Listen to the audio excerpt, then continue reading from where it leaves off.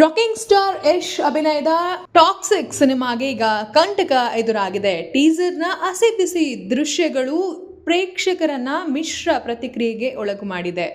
ಅದರಲ್ಲೂ ಸೋಷಿಯಲ್ ಮೀಡಿಯಾದಲ್ಲಂತೂ ಟೀಕೆಗೆ ಗುರಿಯಾಗಿದೆ ಈ ಟೀಸರ್.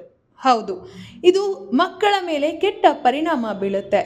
ಫ್ಯಾಮಿಲಿ ಜೊತೆ ಕುಳಿತುಕೊಂಡು ನೋಡೋದಕ್ಕಾಗತ್ತಾ ಈ ಟೀಸರ್ನ ಅಂತ ಹೇಳಿ ಹಲವು ರೀತಿಯ ಭಿನ್ನಾಭಿಪ್ರಾಯಗಳು ಈ ಸಿನಿಮಾ ವಿರುದ್ಧ ವ್ಯಕ್ತವಾಗ್ತಿದೆ.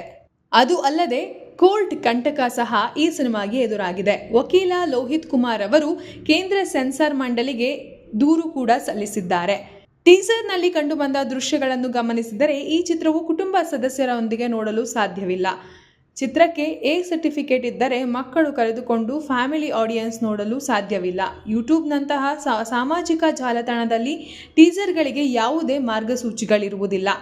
ಈ ಹಿನ್ನೆಲೆ ಸೆನ್ಸಾರ್ ಮಂಡಳಿ ಟೀಸರ್ಗಳಿಗೆ ಸ್ಪಷ್ಟ ಮಾರ್ಗಸೂಚಿಯನ್ನು ರೂಪಿಸಬೇಕು ಅಂತ ಹೇಳಿ ದೂರನ್ನು ಸಲ್ಲಿಸಿದ್ದಾರೆ.